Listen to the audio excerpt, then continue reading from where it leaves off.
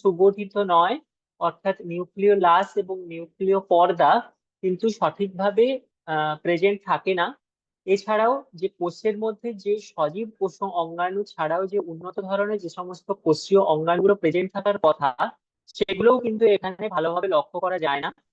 এছাড়াও এখানে জেনেটিক বস্তু হিসাবে ডিএনএ বা আরএনএ দুটোই বিশেষভাবে উপস্থিত থাকতে পারে।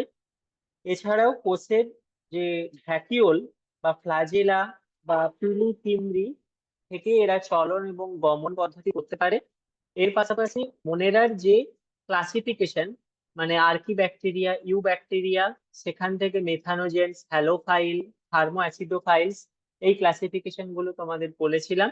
যেখানে মিথানোজেন্স মানে যারা মিথেন উৎপন্ন করতে পারে, হ্যালোফাইলস মানে যারা লবণাক্ত পরিবেশে বেশিভাবে বাঁচতে পারে, থার্মো অ্যাসিডোফাইলস মানে যারা উচ্চ তাপমাত্রা যুক্ত বা উচ্চ অ্যাসিড বা আম্লিক পরিস্থিতিতেও যারা বেঁচে থাকতে পারে, সেরকম জীবগোষ্ঠীর ক্লাসিফিকেশন আমি আগের দিন মনে রাখে তোমাদের পড়িয়েছিলাম। এবার আজকে কিন্তু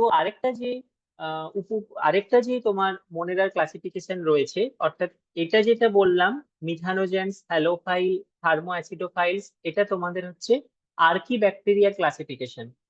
অপরদিকে যে ইউ ব্যাকটেরিয়া, যেটা উপরাজ্য আরেকটা ইউ ব্যাকটেরিয়া, মানে তোমরা জানো যে মনে রাখে দুটো উপরাজ্যে ভাগ করা হচ্ছিল, একটা হচ্ছে আর্কি ব্যাকটেরিয়া, অপরটা হচ্ছে তোমাদের ইউ ব্যাকটেরিয়া। আর্কি ব্যাকটেরিয়ার ভাগগুলোই বললাম, যে মিথানোজেন্স, হ্যালোফাইলস, থার্মো অ্যাসিডোফাইলস, এগুলো। এবার আজকে যেটা শুরু করব সেটা হচ্ছে তোমার ইউ ব্যাকটেরিয়া, যেখানে কিন্তু ব্যাকটেরিয়া একটা অত্যন্ত গুরুত্বপূর্ণ পোর্শন। ব্যাকটেরিয়ার পাশাপাশি সায়ানো ব্যাকটেরিয়া পড়তে হবে, মাইকোপ্লাজমা পড়তে হবে, অ্যাক্টিনোমাইসেটিস পড়তে হবে, স্পাইরোকাইটস পড়তে হবে, এবং রিকেটসিয়া লাইক অর্গানিজম মানে রিকেটসিয়ার যে ভাগ, সেটাও তোমাদের পড়তে হবে। তো মানে সরি, ইউ ব্যাকটেরিয়ার ক্ষেত্রে যে বেসিক ভাগ, সেটা থেকে আজকে বলবো। যে ইউ ব্যাকটেরিয়ার ক্ষেত্রে দেখো, যেটা এরাও কিন্তু প্রোক্যারিওটিক, এবং এদের যে কোষক প্রাচীর, সেটা কিন্তু পেপটাইড ও গ্লাইকেন সমৃদ্ধ, বা পেপটাইড ও গ্লাইকেন দিয়ে কিন্তু তৈরি। এবার ক্লাসিফিকেশনটা তো বললামই, যে bacteria, cyanobacteria, mycoplasma, actinomycetes, spirochaetes, rickettsia, এগুলো সবই এর মধ্যে রয়েছে। এবার আমি যদি বলি যে তোমাদের মানে ব্যাকটেরিয়া থেকে যদি ব্যাকটেরিয়ার সংজ্ঞা তোমাদের বলতে বলি, তোমরা কেউ কি বলতে পারবে? মানে তোমরা কি পড়েছো এটা ব্যাকটেরিয়া সম্বন্ধে আগে কিছু, কোনো ধারণা, কোনো সাধারণ ধারণা ব্যাকটেরিয়া সম্বন্ধে কিছু কি বলতে পারবে তোমরা? শ্রীরামপুর গার্লস, কোনো ধারণা, প্রাথমিক ধারণা ব্যাকটেরিয়া সম্বন্ধে? কেউ একজন বলো।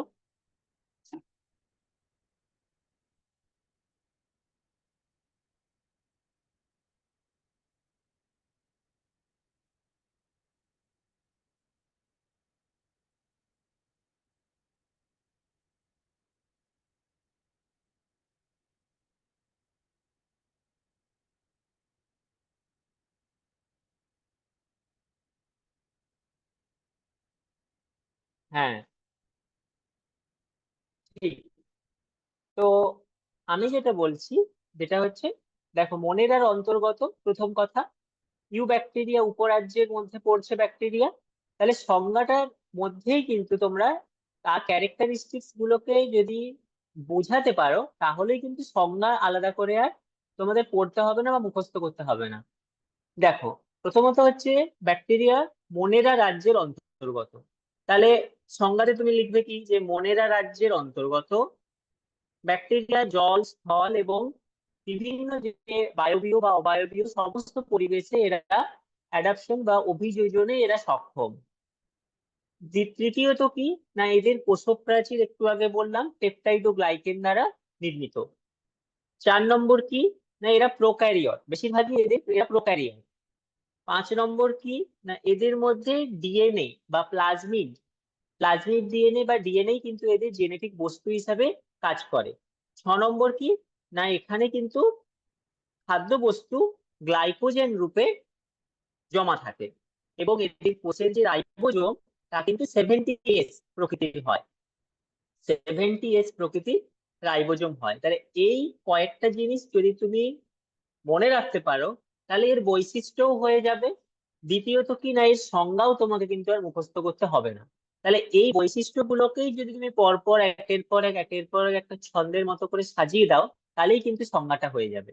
কিরকম না, মনেরা রাজ্যের অন্তর্গত জল, স্থল, বায়বীয় এবং অবায়বীয় পরিবেশে অভিযোজনে সক্ষম আদি নিউক্লিয়াস যুক্ত প্রোক্যারিওটিক যে জীব, যার কোষপ্রাচীর পেপটাইডোগ্লাইকেন দ্বারা নির্মিত এবং কোষের মধ্যে প্লাজমিড ডিএনএ, মেসোজোম এবং খাদ্যবস্তু গ্লাইকোজেন রূপে সংরক্ষিত থাকে এবং যাদের কোষ বিভাজন অ্যামাইটোসিস পদ্ধতিতে হয় এবং যাদের জনন প্রক্রিয়া যৌন, অযৌন এবং অঙ্গজ এই 3 ধরনের জনন প্রক্রিয়াই সম্পন্ন হয়, যারা উপকারী এবং অপকারী দুই রূপেই আমাদের হেল্প করে বা সাহায্য করে, সেই শ্রেণীটিকে আমরা ব্যাকটেরিয়া রূপে ব্যাকটেরিয়া বলবো। এটা বোঝা গেল? একটাই জিনিসের দ্বারা সংজ্ঞা বৈশিষ্ট্য দুটো জিনিসই বললাম এবং তাদের বিস্তার মানে তারা কোন কোন জায়গাতে বাঁচতে পারে সেটা বললাম। এবার হচ্ছে তোমরা খাতায় এটা নোট করে নাও, ওই যে ব্যাকটেরিয়া প্রথম আবিষ্কার কে করেন, খাতায় এই প্রশ্নটা লেখো আর এটা নোট করে নাও। লিওয়েন হক, বিজ্ঞানী লিওয়েন হক প্রথম ব্যাকটেরিয়া আবিষ্কার করেন।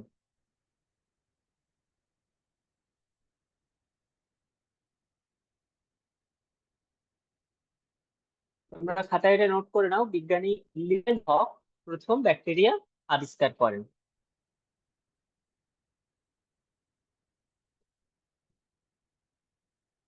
তাহলে ব্যাকটেরিয়ার বৈশিষ্ট্য, সংজ্ঞা দুটো বললাম। এবার ব্যাকটেরিয়ার যে শ্রেণী বিভাগ সেটা বলবো। এখনো পর্যন্ত কোনো প্রশ্ন? শ্রীরামপুর গার্লস কোনো কোশ্চেন? কেউ একজন রেসপন্স করো।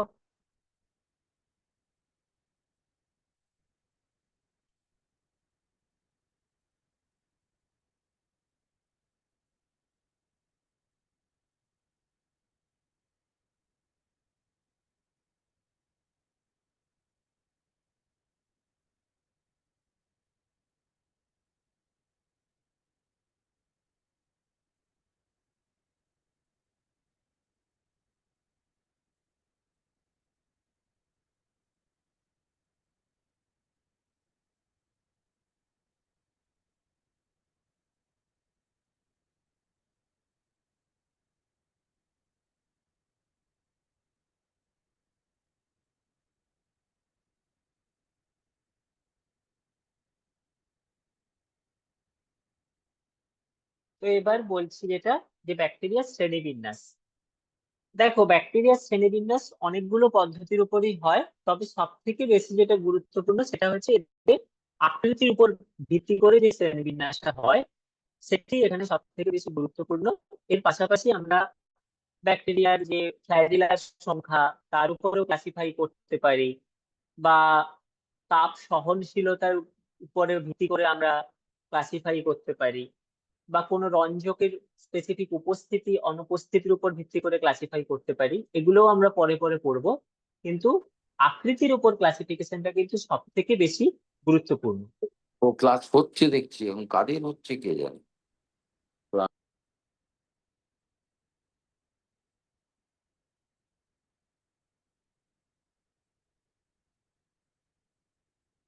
তো আকৃতির উপরে ক্লাসিফিকেশনের ক্ষেত্রে যে ভাগে আমরা ভাগ করতে পারি সেগুলো হচ্ছে মূলত তোমাদের 8 ধরনের। প্রথমটা কি, আচ্ছা খাতায় লিখে নাও, 8 ধরনের ক্লাসিফিকেশনের মধ্যে প্রথমটা লিখে নাও, একটা একটা করে বলছি। যেটা হচ্ছে কক্কাস, যাদের ক্ষেত্রে গোলাকার, মানে ব্যাকটেরিয়া গুলোর যে কোষের আকৃতি অনেকটা স্বচ্ছ প্রকৃতির এবং অনেকটা গোলাকার ধরনের হয়, যেটাকে যে ক্লাসিফিকেশনটাকে আমরা বলছি কক্কাস। দ্বিতীয়ত হচ্ছে দণ্ডাকার বা ব্যাসিলাস। 3 নম্বর হচ্ছে অনেকটা কমা আকৃতির বা ভিব্রিও। 4 স্পাইরিলিয়াম। 5 সুতোর মতো ফিলামেন্টাস। 5 অনেকটা কোরকের মতো বা বার্ড বার্ড লাইক। 7 নম্বর হচ্ছে এদের আকৃতি বিভিন্ন পরিবেশ অনুযায়ী পরিবর্তিত হয়। প্লিওমরফিক, যাদের আকৃতি বিভিন্ন পরিবেশের বা ভৌগোলিক পরিবেশ উপরে ভিত্তি করে তার আকৃতি তারা চেঞ্জ করতে পারে, যেমন অ্যাসিটোব্যাক্টার। 8 নম্বর হচ্ছে তোমাদের স্টক বা যারা বৃন্তযুক্ত, যেমন কলোব্যাক্টার। তো এই কক্কাসের মধ্যে আবার ক্লাসিফিকেশন রয়েছে 6টা, প্রকার রয়েছে 6টা। এক হচ্ছে মনোকক্কাস, 2 ডিপ্লোকক্কাস, 3 টেট্রাকক্কাস, 4 স্ট্রেপ্টোকক্কাস, 5 স্ট্যাফাইলোকক্কাস, আর 6 সার্সিনি। তো মনোকক্কাস হচ্ছে একক গোলাকার ব্যাকটেরিয়া। ডিপ্লোকক্কাস হচ্ছে দুটো গোলাকার ব্যাকটেরিয়া যুক্ত অবস্থায় থাকলে তাকে আমরা ডিপ্লোকক্কাস বলছি। টেট্রাকক্কাস কি? না, 4টা গোলাকার ব্যাকটেরিয়া এক জায়গায় যুক্ত অবস্থায় থাকলে তাকে আমরা টেট্রাকক্কাস বলছি। স্ট্রেপ্টোকক্কাস কি?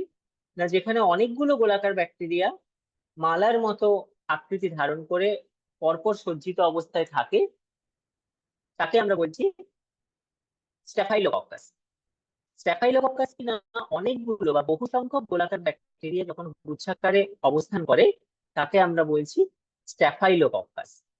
আর সার্সিনি হচ্ছে এরকম বহু সংখ্যক গোলাকার ব্যাকটেরিয়ার যে গুচ্ছ, সেটা যখন একটা কিউবের আকারে বা একই জায়গায় অবস্থান করে তখন তাকে আমরা বলছি সার্সিনি। তাহলে এই কক্কাসের ক্লাসিফিকেশনটা বললাম। কক্কাসের মধ্যেই কিন্তু দেখো 6টা প্রকার থাকছে: মনোকক্কাস, ডিপ্লোকক্কাস, টেট্রাকক্কাস, স্ট্রেপ্টোকক্কাস, স্ট্যাফাইলোকক্কাস, সার্সিনি। প্রত্যেকটা নামের সাথে সাথে কিন্তু তাদের যে বৈশিষ্ট্য সেটা কিন্তু মনে রাখার মতো আর কি, মনে রাখা যাবে। নামটাই মনে রাখলে বৈশিষ্ট্য এমনি মনে রাখা যাবে। এরপরে যেটা বলছিলাম সেটা হচ্ছে তোমাদের দণ্ডাকার বা ব্যাসিলাস যে শ্রেণীবিন্যাস রয়েছে, সেখানের মধ্যে দেখো মনোব্যাসিলাস, কক্কোব্যাসিলাস, ডিপ্লোব্যাসিলাস, স্ট্রেপ্টোব্যাসিলাস এবং প্যালিসেড, এই 5 প্রকারের রয়েছে। মনোব্যাসিলাস হচ্ছে একক দণ্ডাকার ব্যাকটেরিয়া, আর কক্কোব্যাসিলাস হচ্ছে উপবৃত্তাকার ধরনের, কিন্তু মানে যাদের প্রান্তটা উপবৃত্তাকার কিন্তু লম্বায় বড়, সেরকম ধরনের ব্যাকটেরিয়ার গোষ্ঠীটা হচ্ছে কক্কোব্যাসিলাস। ডিপ্লোব্যাসিলাস হচ্ছে এক জোড়া দণ্ডাকার ব্যাকটেরিয়া যখন প্রান্ত বরাবর যুক্ত হয়ে একটা গোলাকার আকৃতি ধারণ করছে সেটাকে আমরা বলছি ডিপ্লোব্যাসিলাস। আর স্ট্রেপ্টোব্যাসিলাস হচ্ছে যেখানে বহু সংখ্যক দণ্ডাকার ব্যাকটেরিয়া প্রান্ত বরাবর যুক্ত থেকে একটা শৃঙ্খলের ন্যায় আকার ধারণ করছে, সেটাকে আমরা বলছি স্ট্রেপ্টোব্যাসিলাস। এর সাথে রয়েছে কিনা আরেকটা প্রকার প্যালিসেড, যেখানে একাধিক দণ্ডাকার ব্যাকটেরিয়া পার্শ্বদেশ বরাবর একটা শৃঙ্খলের আকারে যুক্ত থাকছে এবং একটা সুশৃঙ্খল অবস্থার তৈরি করছে, সেটাকে আমরা বলছি প্যালিসেড। মেনলি এই 2 প্রকারেরটাই বেশি গুরুত্বপূর্ণ তোমাদের কাছে, কক্কাস আর ব্যাসিলাস।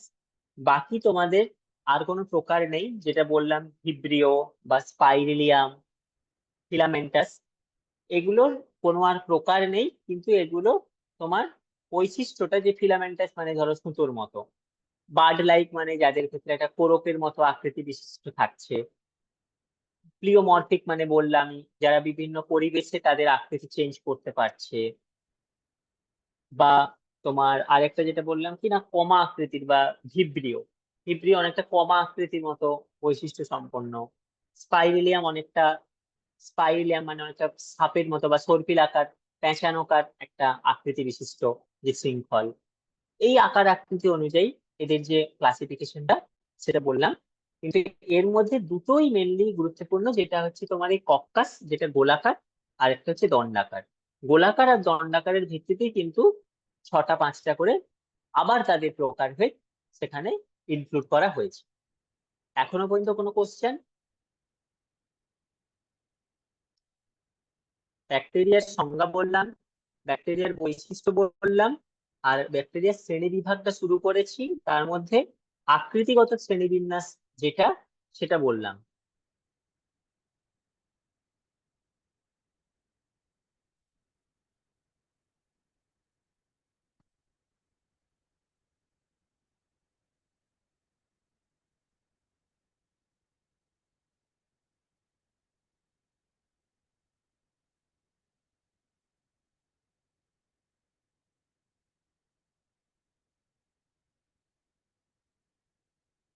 Syllampodines,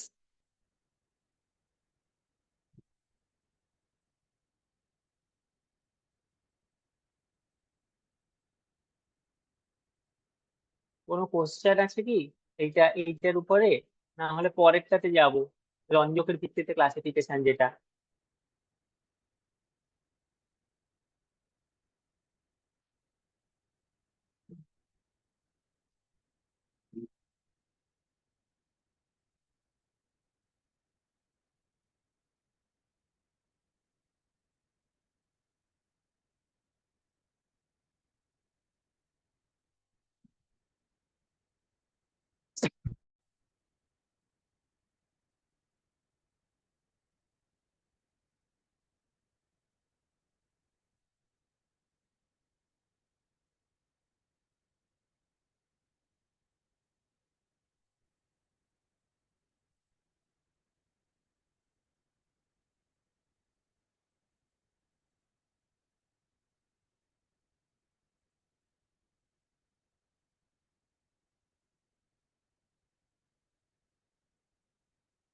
তাহলে পরের পদ্ধতিতে যাচ্ছি, যে রঞ্জক পদ্ধতির উপর ভিত্তি করে ব্যাকটেরিয়াকে যে শ্রেণীতে ক্লাসিফাই করা হচ্ছে।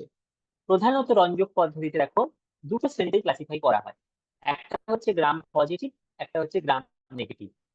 বিজ্ঞানী হ্যান্স গ্রাম প্রথম এই রঞ্জক পদ্ধতির ভিত্তিতে ব্যাকটেরিয়ার যে শ্রেণী বিভাগ সেটা করেন, এবং তিনি প্রধানত এই দুটো ভাগেই ভাগ করেন, একটা হচ্ছে গ্রাম পজিটিভ, একটা হচ্ছে gram negative. Gram positive bacteria মানে কি, না যাদের কোষক প্রাচীর অনেকটা পাতলা পেপটাইডোগ্লাইকেনের স্তর থাকে এবং লাইপোপলিস্যাকারাইড দ্বারা তৈরি, এবং যাদেরকে 95% অ্যালকোহলে ধুলে কোষক প্রাচীর রঞ্জিত হয় বা কোষক প্রাচীরে রং লেগে থাকে, সেটাকে আমরা বলছি গ্রাম পজিটিভ ব্যাকটেরিয়া। আর গ্রাম নেগেটিভ ব্যাকটেরিয়া কি, না যাদেরকে এই রঞ্জকে রঞ্জিত করলে, মানে 95% অ্যালকোহল দিয়ে যাদেরকে ধুলে যাদের কোষক প্রাচীরের ওপরে কোনো রকমের রং লেগে থাকে না, তাদেরকে আমরা বলছি গ্রাম নেগেটিভ ব্যাকটেরিয়া। এছাড়াও এদের কোষক প্রাচীরের ওপরে ভিত্তি করেও মানে দুটো ভাগ হয়, মানে গ্রাম পজিটিভ আর গ্রাম নেগেটিভের পার্থক্য যদি বলা হয়, তাহলে কোষক প্রাচীরের উপর ভিত্তি করে কিন্তু এদের পার্থক্যটা তোমরা লিখে আসবে। যেটা হচ্ছে, গ্রাম পজিটিভ ব্যাকটেরিয়ার ক্ষেত্রে কোষক প্রাচীর পুরু, যাতে পেপটাইডোগ্লাইকেন এবং লাইপোপলিস্যাকারাইডের পাতলা আস্তরণ থাকে। আর গ্রাম নেগেটিভ ব্যাকটেরিয়ার ক্ষেত্রে এদের কোষক প্রাচীরটা পাতলা, এবং যাতে পেপটাইডোগ্লাইকেন এবং লাইপোপলিস্যাকারাইডের মাত্রাটা কম থাকে, থাকে না বলবে না, কম থাকে।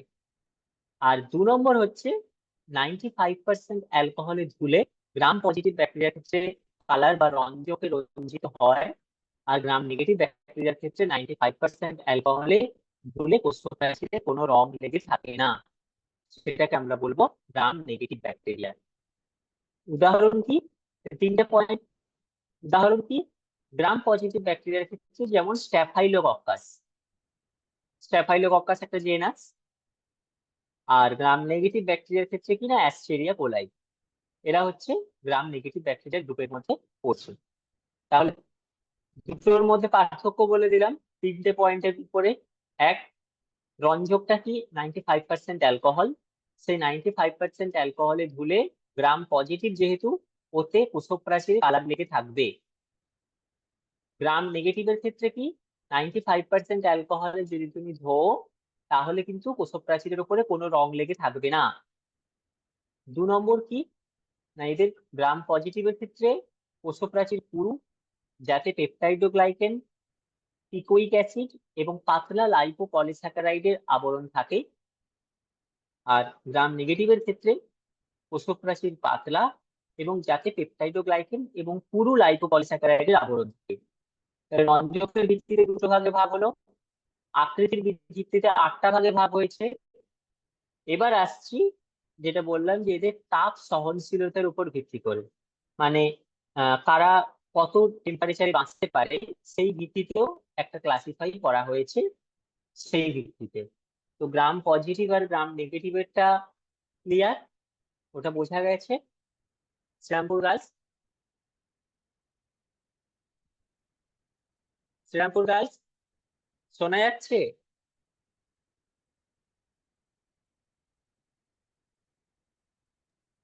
হ্যাঁ স্যার, শোনা যাচ্ছে। তো তোমরা গ্রাম পজিটিভ গ্রাম নেগেটিভ পার্থক্যটা বুঝতে পেরেছো?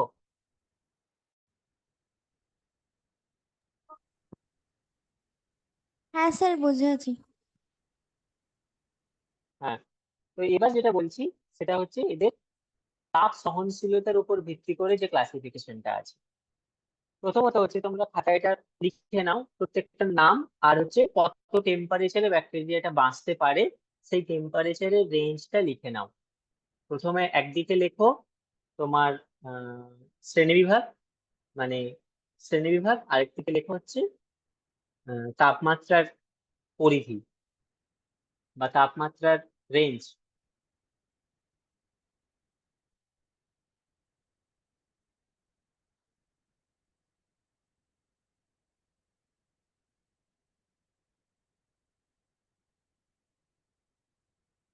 1 নম্বর হচ্ছে দেখো ক্রায়োফিলিক।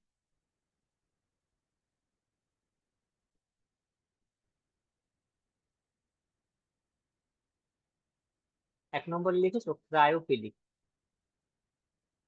ক্রায়োফিলিক, ক্রায়ো মানে যারা অনেক কম তাপমাত্রায় সার্ভাইভ করতে পারে বা বাঁচতে পারে। এবার তাপমাত্রার রেঞ্জটা লেখো -20 অবধি, -20 ডিগ্রি সেন্টিগ্রেডেও এরা বাঁচতে পারে।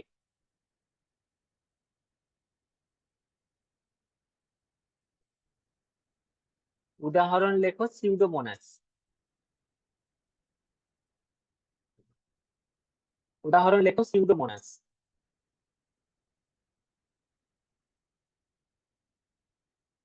ক্রায়োফিলিক, পরের কলামে লেখো -20 ডিগ্রি সেন্টিগ্রেড অব্দি বাঁচতে পারে।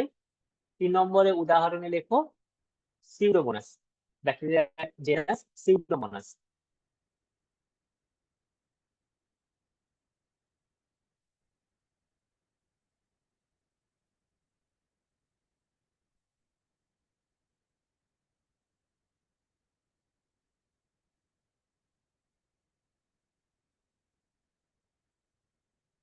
পরেরটা লেখো মেসোফিলিক।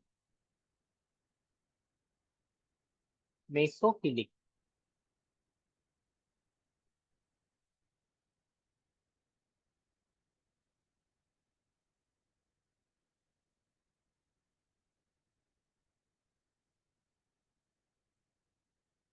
20 থেকে 45, 20 থেকে 45 ডিগ্রি সেন্টিগ্রেড তাপমাত্রা বাঁচতে পারে। উদাহরণ লেখো অ্যাস্টেরিয়া কোলাই বা ই কোলাই।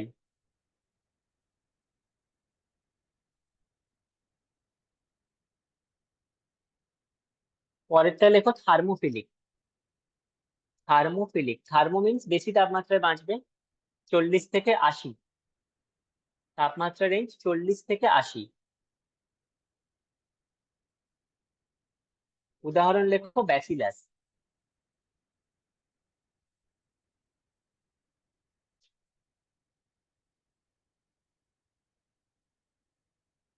চার নম্বর লেখো hyper thermophilic. Hyper thermophilic, thermophilic মানেই বেশি, হাইপার মানে আরো বেশি, যারা 80 ডিগ্রি থেকে 120 ডিগ্রি সেন্টিগ্রেড তাপমাত্রাতেও বাঁচতে পারে। উদাহরণ লেখো পাইরোকক্কাস। উদাহরণ লেখো পাইরোকক্কাস, হাইপার থার্মোফিলিকের জন্য।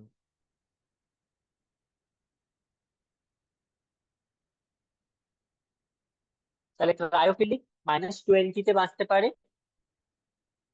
মেসোফিলিক 20 থেকে 45, থার্মোফিলিক 40 থেকে 80, হাইপার থার্মোফিলিক 80 থেকে 120। প্রত্যেকটার উদাহরণ বললাম। ক্রায়োফিলিক যেমন সিউডোমোনাস, মেসোফিলিক যেমন অ্যাস্টেরিয়া কোলাই, থার্মোফিলিক যেমন ব্যাসিলাস, হাইপার থার্মোফিলিক যেমন পাইরোকক্কাস। এবার আসছি ফ্ল্যাজেলার ভিত্তিতে ক্লাসিফিকেশন। খাতায় লেখো ফ্ল্যাজেলার ভিত্তিতে শ্রেণীবিভাগ।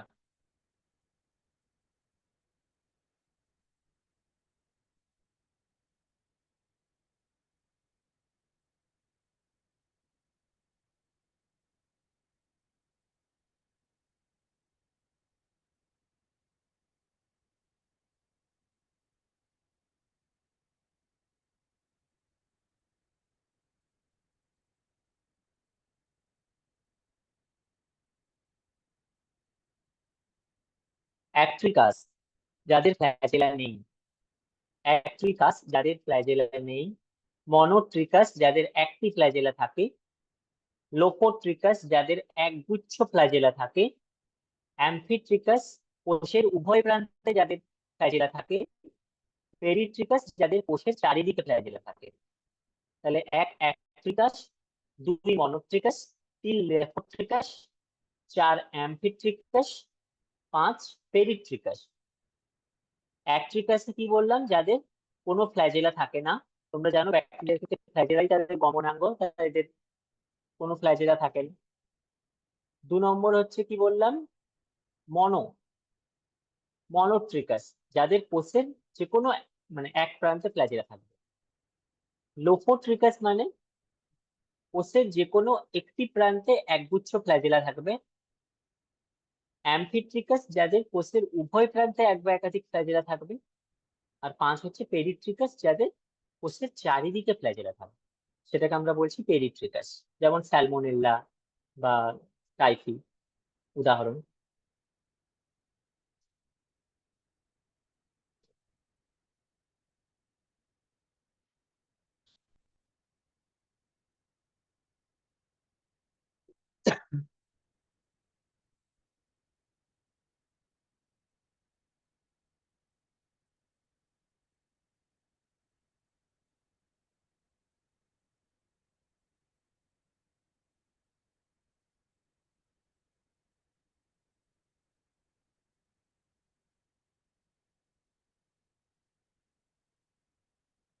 এবার আসছি কি না পুষ্টি পদ্ধতির ভিত্তিতে যে ক্লাসিফিকেশনটা করা হচ্ছে। তো পুষ্টি পদ্ধতিতে দুটোই মেন, স্বভোজী, পরভোজী।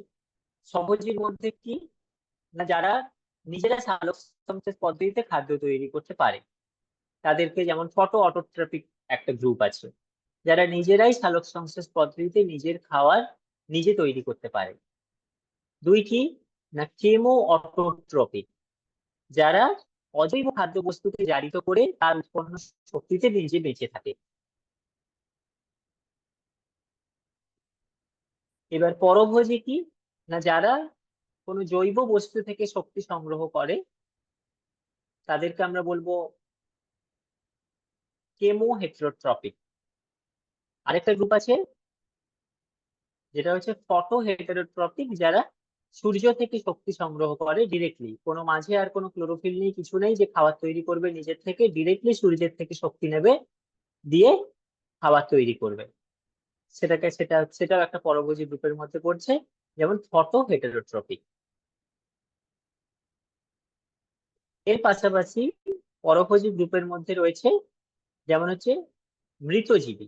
মৃতজীবী বা স্যাপ্রোফাইটিক, যারা মৃত মৃত জীবকুল থেকে বা পচা গলা দেহ, মৃত পচা গলা দেহ, এগুলো থেকে খাবার তৈরি করে বা খাবার আহরণ করে, দিয়ে পুষ্টি সংগ্রহ করে, সেটাকে আমরা মৃতজীবী বলছি। আরেকটা রয়েছে মিথজীবী। মিথজীবী মানে যারা এক জীবের সাথে পারস্পরিক সহাবস্থান করে এমন ভাবে থাকবে যাতে এক জীব অপর জীবের থেকে হেল্প বা বেনিফিট পাবে, সেরকম একে মিথজীবী বলছি। আরেকটা রয়েছে তোমার পরজীবী, যারা অন্যের জীবের মধ্যে, অন্যের জীব দেহে এমন ভাবে, যেমন যেমন ধরো উকুন, এমন ভাবে থাকবে যে তারা সেখান থেকে তাদের খাবার নেবে। তাহলে এই 2 ধরনেরই আছে, স্বভোজী আর পরভোজী।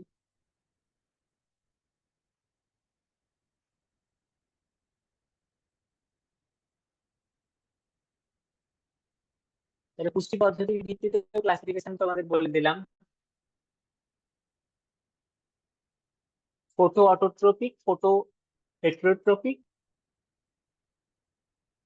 Chemo autotrophic, chemo হেটারোট্রপিক।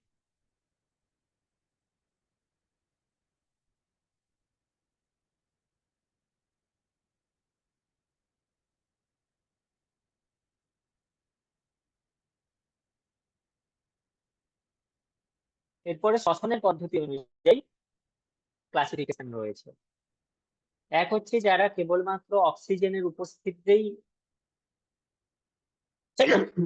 শ্বসন প্রক্রিয়া সম্পন্ন করে, অক্সিজেনের অনুপস্থিতিতে মারা যায়, যেমন থায়োব্যাসিলাস বা নাইট্রোব্যাক্টার।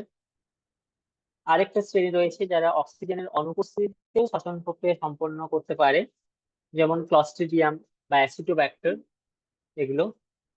আবার যারা পরিবেশের ভিত্তিতে সবাত অবাত শ্বসন প্রক্রিয়া সম্পন্ন করতে পারে, মানে নিজের ইচ্ছাগত, ঐচ্ছিক, যে কখনো প্রয়োজন হচ্ছে তারা অক্সিজেনের উপস্থিতিতে করবে, আবার ধরো এমন পরিবেশে তারা চলে গেল যেখানে অক্সিজেনই প্রেজেন্ট নেই, কিন্তু তাদেরকে তো সার্ভাইভ করতে হবে, বেঁচে থাকতে হবে, তো তারা তখন অক্সিজেনের অনুপস্থিতিতেও শ্বসন প্রক্রিয়া সম্পন্ন করছে, যেমন তোমার হচ্ছে রোডোব্যাক্টার।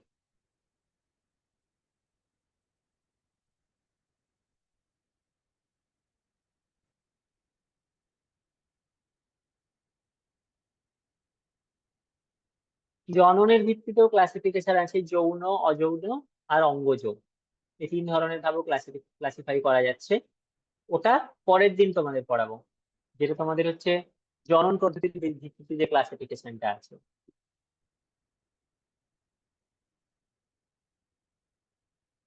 ঠিক আছে, তাহলে আজকে আমরা ব্যাকটেরিয়ার ক্ষেত্রে পড়লাম কয়েকটা জিনিস। এক হচ্ছে ব্যাকটেরিয়ার সংজ্ঞা, দুই ব্যাকটেরিয়ার বৈশিষ্ট্য, এবং ব্যাকটেরিয়ার যে মানে কতগুলো ধরনের উপর ভিত্তি করে তাদের ক্লাসিফাই করা যাচ্ছে। এক তোমার তো আকার আকৃতির উপর ভিত্তি করে বললাম, কি কি না 8টা ভাগ আছে: coccus, bacillus, vibrio, spirillum, pleomorphic, bird like, filamentous এবং স্টক।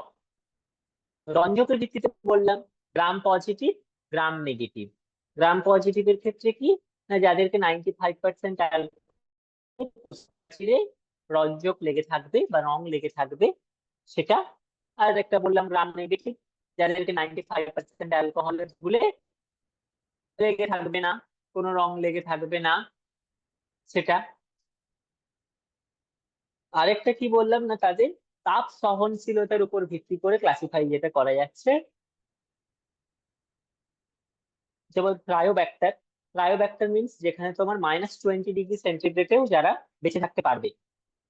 আরেকটা রয়েছে তোমার মেসোফিলিক, যারা 20 থেকে 40°C টেম্পারেচারে বাঁচতে পারবে। আরেকটা বলেছিলাম থার্মোফিলিক। থার্মোফিলিক যারা তোমার 40 থেকে 80°তে বাঁচতে পারবে। আরেকটা বলেছিলাম হাইপার থার্মোফিলিক, যারা 80 থেকে 120°C টেম্পারেচার অব্দি বেঁচে থাকতে পারবে, তাদেরকে আমরা বলছিলাম হাইপার থার্মোফিলিক। আরেকটা ক্লাসিফিকেশন কি করিয়েছিলাম না ফ্ল্যাজেলার ভিত্তিতে। ফ্ল্যাজেলার ভিত্তিতে কি কি ভাগে ভাগে ভাগ করা যায়। ফ্ল্যাজেলা জানো যে ব্যাকটেরিয়ার ক্ষেত্রে ফ্ল্যাজেলা একটা অত্যন্ত গুরুত্বপূর্ণ জিনিস, কিন্তু এরকমও কিছু ব্যাকটেরিয়া রয়েছে যেমন কোলিনে ব্যাকটেরিয়াম, তাদের ক্ষেত্রে কিন্তু কোনো ফ্ল্যাজেলা নেই। যেমন অ্যাট্রিকাস, অ্যাট্রিকাসের ক্ষেত্রে কোনো ফ্ল্যাজেলা নেই। দ্বিতীয়ত কি না মনোট্রিকাস। তোমরা সবসময় ট্রিকাসটাকে জুড়ে দেবে, হ্যাঁ ট্রিকাসটাকে জুড়ে দেবে, আর তার আগের দিকে তোমার ধরো অ্যাট্রিকাস, অ্যাট্রিকাস মানে কোনো ফ্ল্যাজেলা নেই। 2 নম্বর মনোট্রিকাস। মনোট্রিকাস মানে যে কোনো একটি মাত্র ফ্ল্যাজেলা বিদ্যমান। লোফোট্রিকাস মানে অনেকটা লুফের মতো বা লুফার মতো, যাদের কিনা এক পাশে মানে কোষের যে কোনো এক পাশে হচ্ছে তোমার ফ্ল্যাজেলা প্রেজেন্ট। আরেকটা তোমার অ্যাম্ফিট্রিকাস। অ্যাম্ফিট্রিকাস মানে কোষের দুধারে একগুচ্ছ বা একাধিক বা এক ধরনের ফ্ল্যাজেলা প্রেজেন্ট। আরেকটা হচ্ছে পেরিট্রিকাস। পেরিট্রিকাস কিন্তু যাদের কোষের চতুর্দিকেই ফ্ল্যাজেলা বিদ্যমান, সেটাকে আমরা বলছিলাম পেরিট্রিকাস। আরেকটা ক্লাসিফিকেশন তোমাদের কি পড়িয়েছিলাম না পুষ্টির ভিত্তিতে, স্বভোজী, পরভোজী। স্বভোজীর মধ্যে আবার রয়েছে কিনা ফটো অটোট্রপিক বা কেমো অটোট্রপিক।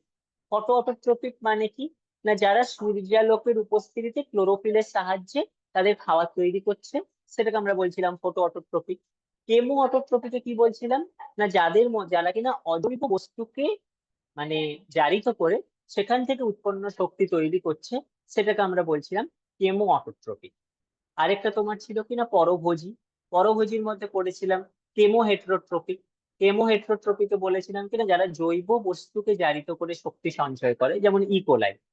আরেকটা কি পড়েছিলাম না হচ্ছে তোমার ফটো হেটারোট্রপিক, যারা ডিরেক্টলি সূর্যের থেকে শক্তি সংগ্রহ করে তাদের খাবার তৈরি করছে, সেটাকে আমরা বলছিলাম ফটো কেমো ফটো হেটারোট্রপিক।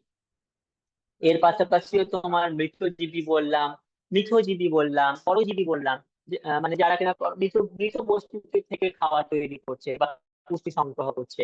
আবার একটা বললাম যারা কিনা এক জীবের সাথে পারস্পরিক সহাবস্থানে এমন ভাবে থাকছে যে একে অপরে বেনিফিটেড হচ্ছে, কোথাও কোথাও কোথাও কোথাও একে অপরে বেনিফিটেড হচ্ছে না, দিয়ে তারা খাবার তৈরি করছে, সেটা বললাম। আরেকটা বললাম কি না তোমার পরজীবী। পরজীবী মানে কি না যারা আহ মানে তোমার কোনো পোষক কোষ থেকে, পোষক কোষের মধ্যে থেকে তারা পুষ্টি উপাদান সংগ্রহ করে নিজেরা বেঁচে থাকছে, সেটাকে আমরা পরজীবীর মধ্যে ফেললাম। আরেকটা পড়লাম কিনা তোমার শ্বসনের ভিত্তিতে, যে সবাত শ্বসন, যেখানে কিনা তোমার অক্সিজেনের উপস্থিতিতেই কেবলমাত্র তারা করবে, শ্বসন প্রক্রিয়া সম্পন্ন করবে। আরেকটা হচ্ছে কি না অক্সিজেনের অনুপস্থিতিতেই করবে, অক্সিজেনের উপস্থিতি থাকলেও করবে না, এরকম ধরনেরও গ্রুপ রয়েছে।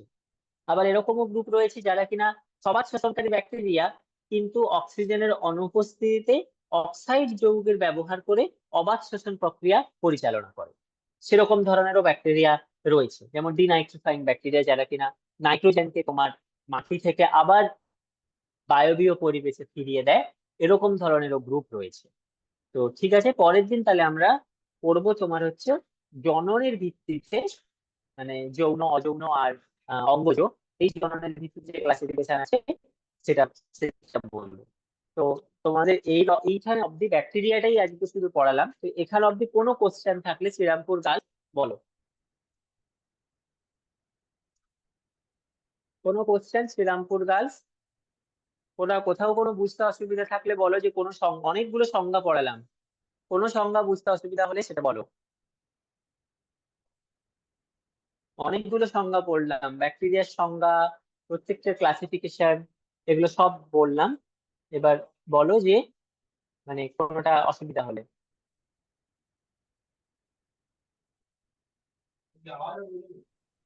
না স্যার, কোনো অসুবিধা নেই। আচ্ছা, তো পরের দিন তাহলে কিন্তু মানে কোনো পড়ে আসবে, যে ক্লাসিফিকেশন গুলো বললাম, কোনো কোশ্চেন থাকলে কিন্তু বলবে অবশ্যই, ঠিক আছে?